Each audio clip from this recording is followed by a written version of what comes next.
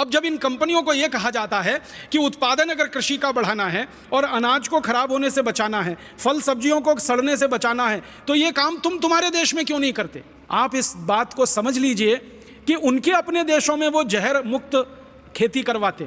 America में और Europe के देशों में जो किसान खेत में जहर नहीं डालते उनको 400% तक सब्सिडी दी जाती है सरकारों की तरफ से, ज़्यादा कीमत दे के खरीदती है। तो अपने देश में यूरोप और अमेरिका के किसानों को वो कहते हैं कि जहर मुक्त खेती करो, विष मुक्त खेती करो, खेत में जहर मत डालो और ज़्यादा पैसा ले लो सरकार से। और वही देश की कंपनियां भारत में आकर उल्टा काम करती हैं, जहर युक्त खेती कराती हैं, विष युक्त खेती कराती हैं और हमारे खेतों की धमनियों में, हमारी धरती माता की धमनियों में इतना जहर डलवा दिया है कि आपके खून में, मेरे खून में, भारतवासियों के खून में ये जहर आने लगा है। हमारे देश में कई वैज्ञानिक संस्थाओं ने तो यहाँ तक रिसर्च करके बताया है कि माताओं के दूध में अभी एंडोसल्फान पाया गया, माताओं के दूध में एलडी कार्ब पाया गया, माताओं के दूध में लिंडेन निकला है, माताएं अपने नौनिहाल बच्चों को जो दूध पिलाती हैं उसमें ये जहर पाया गया है। आप सोचिए कि ये जहर कितने बड़े पैमाने पर, कितने बड़े स्तर पर हमारे देश के लोगों के स्वास्थ्य के साथ खिलवाड़ कर रहा है। बहुत बड़ा मौत का व्यापार ये हो रहा है। और भारत जैसे देश में जितना ये पैदा कर रहे हैं और खेतों में डलवा रहे हैं, भारत जैसे गरीब देशों के बारे में मैंने जब आंकड़े निकालने की कोशिश की तो भारत जैसे दुनिया के 150 देशों में हर साल करीब 20 लाख मीट्रिक टन ये जहर पैदा करके खेतों में डलवा दिया जाता है।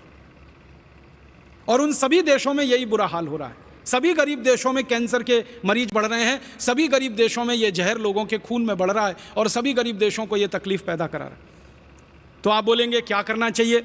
इसका कोई विकल्प हमें ढूंढना पड़ेगा, इसका कोई रास्ता हमें खोजना पड़ेगा। ये मौत के व्यापार को इस तरह की हम खुली छूट नहीं दे सकते और इसका सबसे अच्छा विकल्प है आप जैसे चिकित्सक, आप जैसे डॉक्टर अगर जागरूक हो जाएं तो बहुत बड़ी बात बन सकती है इस देश में, दुनिया में भी वो क्रांति की तरह से फैल सकती है। अर्थशास्त्र में एक सामान्य सिद्धांत है कि डिमांड पहले होती है, सप्लाई उसके पीछे पीछे आती है। आप सब चिकित्सक बंधु अगर चाहें तो सारे देश में जैविक अनाज के लिए, बहुत अच्छे अनाज के लिए, विषमुक्त अनाज के लिए, जहर मुक्त अनाज के लिए एक वातावरण निर्माण कर सकते हैं। आप इस देश में एक डिमांड खड़ी कर सकते हैं और उस डिमांड को भरने के लिए फिर किसानों को मजबूर होकर गाय के गोबर से, भैंस के गोबर से, बैल के गोबर से विषमुक्त खेती करनी पड़ेगी, जहर मुक्त खेती करनी पड़ेगी। फिर उनका बिकना शुरू होगा, फिर धीरे धीरे इन कंपनियों के बाजार खत्म होंगे और इनका जो षड्यंत्र और साजिश चल रहा है भारत में, ये पूरी तरह से हम नाकामयाब बना पाएंगे और इसको ख़त्म कर पाएंगे। यही एक रास्ता है, दूसरा कोई रास्ता नहीं। और आपसे इस रास्ते पर चलने की अपेक्षा इसलिए की जाती है कि आप इसको अच्छे से समझ सकते हैं और किसी को समझा सकते हैं। हमारे देश में डॉक्टर की कही हुई बात और एक साधारण व्यक्ति की कही हुई बात में ज़मीन आसमान का अंतर होता है। जब कोई मरीज किसी डॉक्टर के मुंह से कुछ सुन लेता है तो वो कहता है ये डॉक्टर ने कहा है और उसके लिए डॉक्टर भगवान का प्रतिरूप है, वो इससे कम पर बात नहीं करता है। मैंने देखा है बहुत सारे मरीजों को, वो आपका प्रिस्क्रिप्शन लिखा हुआ स्लिप लेके किसी दुकान पर जाते हैं केमिस्ट के पास, और मैंने देखा वो झगड़ा करते हैं केमिस्ट से। झगड़ा किस बात का होता है? केमिस्ट कहता है कि डॉक्टर साहब ने ये जो दवा लिखी है ये तो है नहीं मेरे पास, ऐसी ही बहुत अच्छी दूसरी दवा है। वो झगड़ा करता है, नहीं मुझे वो नहीं चाहिए, यही चाहिए जो डॉक्टर ने लिखी है। और वो समझाते समझाते केमिस्ट परेशान होता है कि भैया एक ही दवा के ये दो नाम हैं। वो मानता ही नहीं है, डॉक्टर ने लिखी है इसलिए मुझे तो यही चाहिए, क्योंकि उसका भरोसा है आप पर, क्योंकि विश्वास है आप पर।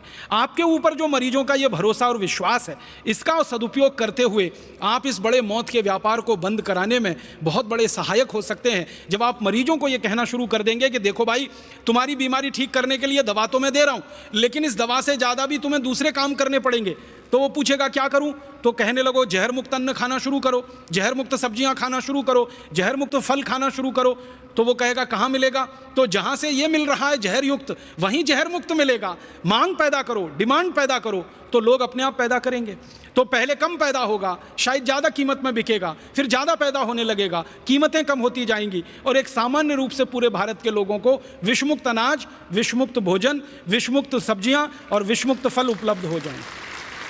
एक तरफ इन कंपनियों का बाजार भी खत्म हो जाएगा, उनकी ताकत भी कमज़ोर हो जाएगी, और दूसरी तरफ हमारे लोगों को कैंसर जैसी गंभीर बीमारियों से बचने का रास्ता भी खुल जाएगा। माताओं के शरीर में ये जो जहर आ गया है दूध के रूप में, ये भी कम होता चला जाएगा। और एक सबसे आखिर में जो बड़ा काम होगा वो ये कि सारे भारत देश में जब ये खेती में क्रांति आ जाएगी तो बड़ा सवाल पैदा होगा वो ये कि क्या बिना यूरिया बिना डीएपी उत्पादन हो पाएगा, क्योंकि हमारे देश में ये जहर बेचने वाली कंपनियों ने एक कुतर्क फैला रखा है कि यूरिया डीएपी के बिना तो उत्पादन हो ही नहीं सकता। मैं आपको विनम्रतापूर्वक एक जानकारी देना चाहता हूँ, इस भारत देश में बहुत सारे जागरूक किसान पिछले 15 सालों में ऐसे निकले हैं जिन्होंने अपने खेत में यूरिया डीएपी डालना बंद कर दिया, जिन्होंने एंडोसल्फान मेलाथियान पैराथियान डालना बंद कर दिया, जिन्होंने लिंडेन एलडी कार्ब जैसे खतरनाक जहर डालना बंद कर दिया। ऐसे हजारों किसान हैं और उनकी करीब 20 लाख एकड़ जमीन पर बिना यूरिया बिना डीएपी अनाज पैदा हो रहा है, बिना किसी जहर के बिना किसी कीटनाशक और जंतुनाशक के सब्जियां पैदा हो रही हैं, फल पैदा हो रहे हैं। 20 लाख एकड़ में खेती भारत में हो रही है। सबसे ज़्यादा ये खेती महाराष्ट्र में हो रही है, कर्नाटक में हो रही है, आंध्र प्रदेश में हो रही है, तमिलनाडु में हो रही है, केरल में हो रही है, मध्य प्रदेश में हो रही है, छत्तीसगढ़ में हो रही है, अब तो झारखंड बिहार में भी शुरू हो गई है। हज़ारों किसान लग गए हैं और उन किसानों का अनुभव ये कहता है कि यूरिया डीएपी से वो जितना पैदा करते थे उससे ज़्यादा पैदावार उनकी बिना यूरिया बिना डीएपी से हो रही है। आपको मैं आंकड़े बताना चाहता हूं कि जो किसान पहले यूरिया डीएपी से 1 एकड़ में 30 मीट्रिक टन गन्ना पैदा करते थे, अब वही किसान गाय का गोबर, भैंस का गोबर, बैल का गोबर खेतों में डालकर 1 एकड़ में 90 मीट्रिक टन गन्ना पैदा कर रहे हैं, 3 गुना ज़्यादा। जो किसान पहले यूरिया डीएपी से 1 एकड़ में 15-20 क्विंटल तक गेहूं पैदा करते थे, आज वो गाय के गोबर, बैल के गोबर, भैंस के गोबर का उपयोग करके 1 एकड़ में 25 से 30 क्विंटल गेहूं पैदा कर रहे हैं, ठीक दुगना। जो किसान पहले 2 से 2.5 क्विंटल कपास पैदा करते थे 1 एकड़ में यूरिया डीएपी से, आज वो 7 क्विंटल कपास पैदा कर रहे हैं बिना यूरिया बिना डीएपी के। गेहूं ज़्यादा हो रहा है, धान ज़्यादा हो रहा है, गन्ना ज़्यादा हो रहा है, सब्जियां भरपूर हो रही हैं, फल भरपूर हो रहे हैं। तो ये सबसे बड़ा झूठ है जो पिछले 40-45 साल इस देश में फैलाया गया कि उत्पादन सिर्फ यूरिया डीएपी से ही बढ़ सकता है। उत्पादन बिना यूरिया बिना डीएपी के भी बढ़ता है। और दुनिया में जब ये कीटनाशक और जहर नहीं बनाया जाता था, दूसरे विश्व युद्ध के पहले तक कभी भी दुनिया में ये जहर बना नहीं और कहीं डाला नहीं गया। ये तो सेकेंड वर्ल्ड वॉर में हुआ कि ये जहर का उत्पादन शुरू हुआ, क्योंकि 1945 में जब दूसरा विश्व युद्ध खत्म हो गया तो यूरोप की बहुत सारी कंपनियों के सामने ये संकट खड़ा हो गया कि वो बनाएं क्या, क्योंकि उन कंपनियों में जहरीले रासायनिक हथियार बनाए जाते थे और वो हथियार विश्व युद्ध में इस्तेमाल होते थे। तो जब तक विश्व युद्ध चला तब तक हथियार बिकते रहे, जब विश्व युद्ध खत्म हो गया तो हथियार बेचने का रास्ता बंद हो गया। तो हज़ारों यूरोप की और अमेरिका की कंपनियों के सामने संकट खड़ा हो गया कि वो उत्पादन क्या करें।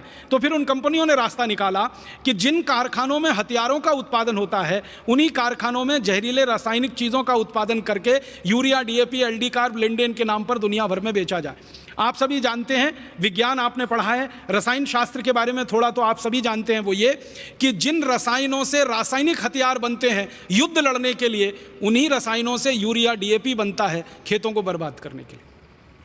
जिन रसायनों से रासायनिक जहरीले हथियार बनते हैं केमिकल गैसेस के नाम पर, केमिकल बॉम्ब के नाम पर, उन्हीं जहरीले रसायनों से ये लिंडेन एलडी कार्ब जैसे जहर, एंडोसल्फान जैसे जहर बनते हैं जो खेतों में डाले जाते हैं। माने मूल रसायन एक ही है जिससे आप रासायनिक हथियार बना लो और युद्ध में इस्तेमाल कर लो, या जिससे यूरिया डीएपी और पेस्टिसाइड इंसेक्टिसाइड बना लो और खेतों में इस्तेमाल कर लो। तो मूल रसायन बनाने वाली यूरोप और अमेरिका की जो कंपनियां थी उनका यह षड्यंत्र था कि सेकेंड वर्ल्ड वॉर खत्म हो गया 1945 में, तो उन कंपनियों को क्या करना, तो उन्होंने कहा कि चलो अब ये काम करना। तो किसानों के माध्यम से उन्होंने इस काम को आगे बढ़ाया और सबको मूर्ख बनाकर और झूठ बोलकर सारी दुनिया में ये मौत का व्यापार फैलाया।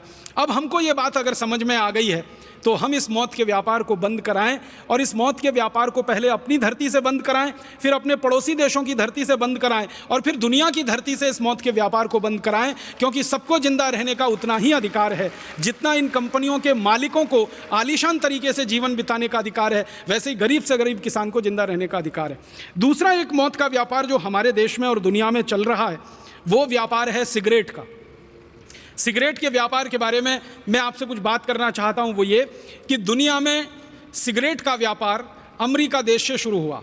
16वीं शताब्दी में अमेरिका की कंपनियों ने सबसे पहले सिगरेट बनाई और फिर सिगरेट बनाने का धंधा उनके यहाँ बढ़ता गया।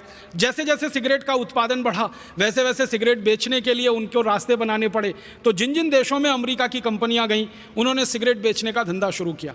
शुरू के दौर में ऐसा रहा कि अमेरिका इंग्लैंड का गुलाम था, आप सभी जानते हैं। तो एक तरह से अमेरिका का जो सिगरेट का धंधा था वो पूरी तरह से इंग्लैंड के कब्जे में था, इंग्लैंड की कंपनियों के कब्जे में था।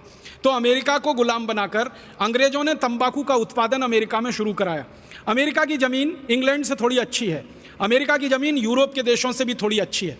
अमेरिका की ज़मीन ऐसी ज़मीन है जहाँ तंबाकू का अच्छा उत्पादन हो सकता है। तो जब ये स्पेनिश लोग अमेरिका में गए, आप तो सब दुनिया का इतिहास जानते हैं, सबसे पहला अमेरिका में जाने वाला जो यूरोपियन था उसका नाम था कोलंबस। 1492 में वो अमेरिका में पहुंचा। वहां पहुंचकर उसने एक कॉलोनी बनाई स्पेनिश लोगों की, और फिर गुलाम बना के लोगों को लूटना शुरू किया। और उस स्पेनिश कोलंबस ने ले जाकर वहां तंबाकू का उत्पादन शुरू कराया। फिर वो तंबाकू उत्पादन धीरे धीरे बढ़ा के सिगरेट बनना शुरू हुई, और सारी दुनिया में वो सिगरेट बिकना शुरू हुई। और उस सिगरेट के लिए कई कंपनियों को स्थापित किया गया। उस दौर में जो सिगरेट बनाने वाली सबसे पहली कंपनी बनी उसका नाम फिलिप मॉरिस, वो अभी भी जिंदा है। एक और दूसरी बड़ी कंपनी बनी जिसका नाम था आरजे रेनॉल्ड, वो अभी भी जिंदा है। एक और तीसरी बड़ी सिगरेट बनाने वाली कंपनी बनी जिसका नाम था अमेरिकन टोबैको कंपनी, जिसका भारतीय नाम है इंडियन टोबैको कंपनी।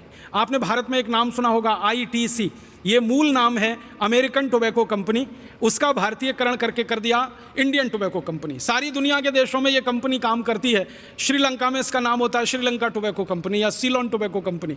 भारत में नाम होता है इंडियन टोबैको कंपनी। पाकिस्तान में उसका नाम है पाकिस्तान टोबैको कंपनी। इंडोनेशिया में उसका नाम है इंडोनेशियन टोबैको कंपनी। माने आदत है इन कंपनियों की कि जिस देश में घुसना उसका नाम पहले अपने साथ लगा लेना, ताकि स्थानीय लोगों को लगे कि ये तो उनके ही देश की कंपनी है। तो ऐसे करके ये सिगरेट का धंधा चला। एक ज़माना था कि अमेरिका में ये लोग सिगरेट बनाते थे, दूसरे देशों में ले जाकर बेचते थे, कोई पीता नहीं था, क्योंकि सिगरेट पीना किसी की आदत नहीं है इस देश में, क्योंकि सिगरेट कोई ऐसा उत्पाद नहीं है जिसको पीकर कोई व्यक्ति अच्छा महसूस करे। सिगरेट तो सबसे खराब उत्पादों में गिना जाता। लेकिन इन्होंने सिगरेट के बारे में तरह तरह के कुतर्क प्रचलित किए। उनमें से एक कुतर्क था जो आज तक चला आ रहा है, सिगरेट पीने से मर्दानगी आती है, सिगरेट पीने से पौरुष बढ़ता है, सिगरेट पीने से ताकत बढ़ती है, सिगरेट स्टेटस सिंबल है। इस तरह की विज्ञापनबाजी कर करके इन्होंने ये सारा खेल खेला, और इस खेल को सटल तरीके से खेला इन्होंने फिल्में बनाई।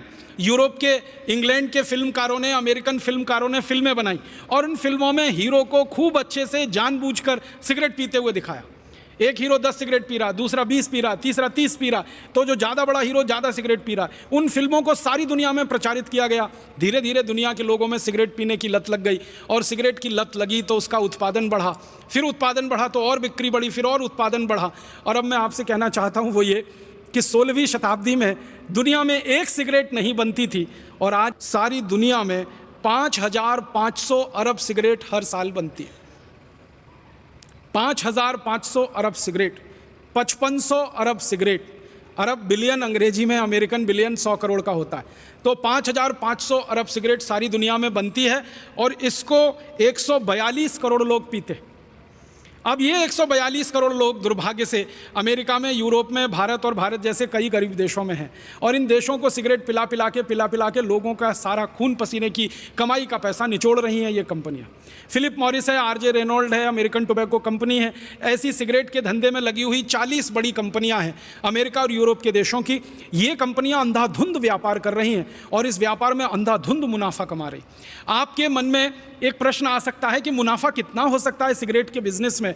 हजारों प्रतिशत का मुनाफा है सिगरेट के बिजनेस में। एक सिगरेट बनाने का अधिकतम खर्चा, इन कंपनियों की बैलेंस शीट में से आंकड़े निकालकर मैं आपसे बात कर रहा हूं, वो फिलिप मॉरिस हो या आरजे रेनॉल्ड हो या अमेरिकन टोबैको कंपनी हो या मार्लबोरो हो, कोई भी सिगरेट बनाने वाली बड़ी कंपनी की बैलेंस शीट आप देखो निकाल के, एक सिगरेट बनाने का अधिकतम खर्चा 20 पैसे आता है। एक सिगरेट बनाने का अधिकतम खर्चा 20 पैसे आता है, और वो सिगरेट बड़े आराम से भारत जैसे देश में 2 से 3 रुपए में, कभी कभी 4 रुपए में बिक जाती है। अगर 20 पैसे सिगरेट बनाने का खर्चा है और 2 रुपए में सिगरेट बिक रही है, तो आप अंदाजा लगा लीजिए मुनाफा हजारों प्रतिशत में है। और ये कंपनियां लाखों करोड़ों रुपए कमा रही हैं इस धंधे से, जो सिगरेट का धंधा है। भारत में इन कंपनियों का क्या हाल है?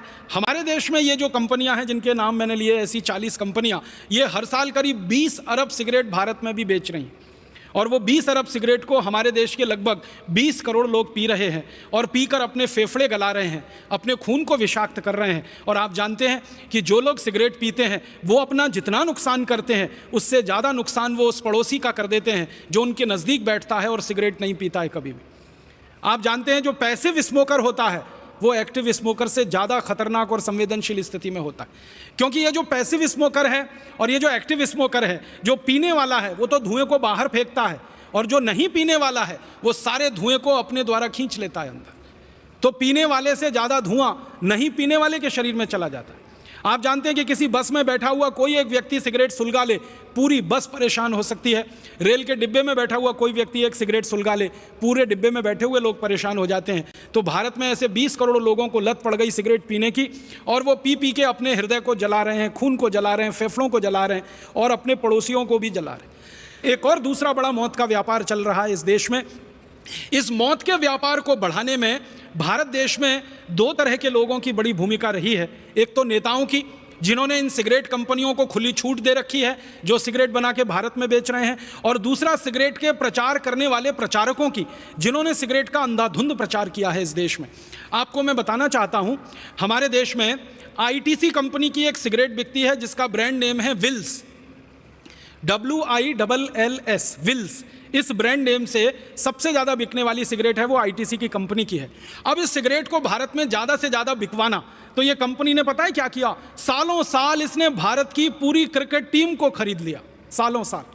और आप याद करिए कि भारत की क्रिकेट के टीम के सारे खिलाड़ी जो टी शर्ट पहनते थे उस पर सामने छाती पर विल्स लिखा रहता था। इंडिया पीछे लिखा होता था, विल्स आगे लिखा होता था। भारत पीछे है, सिगरेट बेचने वाली कंपनी का नाम आगे है। भारत के बड़े बड़े क्रिकेट खिलाड़ी, मैं नाम नहीं लेना चाहता, जिनको ये देश तालियां बजा बजा कर अपनी कंधों पर उठा के घूम रहा है, ये सारे बड़े क्रिकेट खिलाड़ियों ने विल्स का सबसे ज्यादा प्रचार किया है। हमारे देश में सबसे ज्यादा रन जिस क्रिकेट खिलाड़ी ने बनाए हैं वो विल्स का सालों साल प्रचारक रहा है। उसके बैट पर विल्स लिखा रहता है, उसके ग्लव्स होते हैं उस पर विल्स का स्टिकर, उसकी छाती पर विल्स, उसके पैड पर विल्स, हर जगह विल्स विल्स विल्स। और क्या होता था, क्रिकेट का मैच होता था तो ट्रॉफी का नाम विल्स ट्रॉफी रखा जाता है। मैदान जिस पर खेल हो रहा है क्रिकेट का, उसमें 2 तरफ विकेट्स होते हैं, दोनों तरफ जो एंड होता है बॉलिंग करने का, वहां विल्स लिखा जाता था। फिर मैदान में चारों तरफ विल्स के बहुत सारे होर्डिंग्स और साइन लगाए जाते थे। मतलब जो क्रिकेट मैच देखने आ रहे हैं वो क्रिकेट से ज्यादा विल्स विल्स विल्स देखते थे। और फिर जब बड़े बड़े क्रिकेट खिलाड़ी विल्स का स्टिकर लगा के मैच खेलते हैं, विल्स का पैड पहन के मैच खेलते हैं, विल्स के ग्लव्स पहन के मैच खेलते हैं, तो देखने वाला जो नौजवान वर्ग है उसको भी लगता है अच्छा क्रिकेट खिलाड़ी होना है तो विल्स पीना ही पड़ेगा।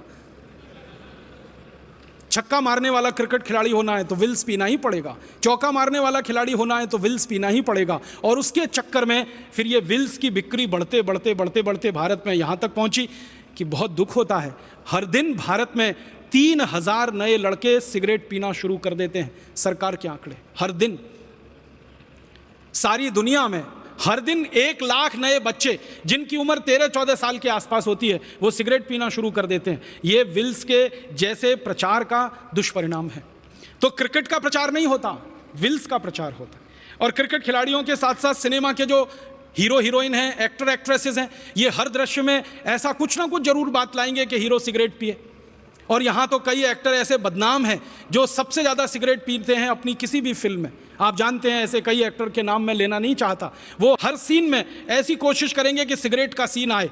बेटा बाप के सामने सिगरेट पी रहा है, भाई बहन के सामने सिगरेट पी रहा है, पति पत्नी के सामने सिगरेट पी रहा है। फिल्मों में ऐसे दृश्य जानबूझ के ठूसे जाएंगे तो फिल्म देखने वाले लोगों के अवचेतन मन में वो सिगरेट बैठती है फिल्म से ज़्यादा, और फिर वो बाहर निकलते हैं हॉल से तो सिगरेट उड़ाना शुरू कर देते। और आप जानते हैं 14-15 साल की उम्र में किसी ने एक बार अगर सिगरेट पी ली तो फिर उसको आप सिगरेट का नशेड़ी बनाने से नहीं रोक सकते, क्योंकि वही सबसे संवेदनशील उम्र होती है और धीरे धीरे उस रास्ते पर वो चल पड़ते। फिर इस सिगरेट से होने वाली जो मौतें हैं सारी दुनिया में, सरकार सारी दुनिया की कहती है कि कैंसर में जो सबसे बड़ा कारण है, मैंने बताया जहर, एंडोसल्फान जैसा और मेलाथियान जैसा और ये यूरिया DAP, उसके बाद दूसरे नंबर पर जो सबसे बड़ा कारण है कैंसर का वो सिगरेट ही है। और सारी दुनिया में करोड़ों करोड़ों लोग इस सिगरेट को पी के मर रहे हैं, प्रत्यक्ष रूप से, परोक्ष रूप से। प्रत्यक्ष रूप से वो मर रहे हैं जो सिगरेट को खींच रहे हैं, परोक्ष रूप से वो मर रहे हैं जो उनके पड़ोस में बैठकर सारा धुआं खींच रहे हैं।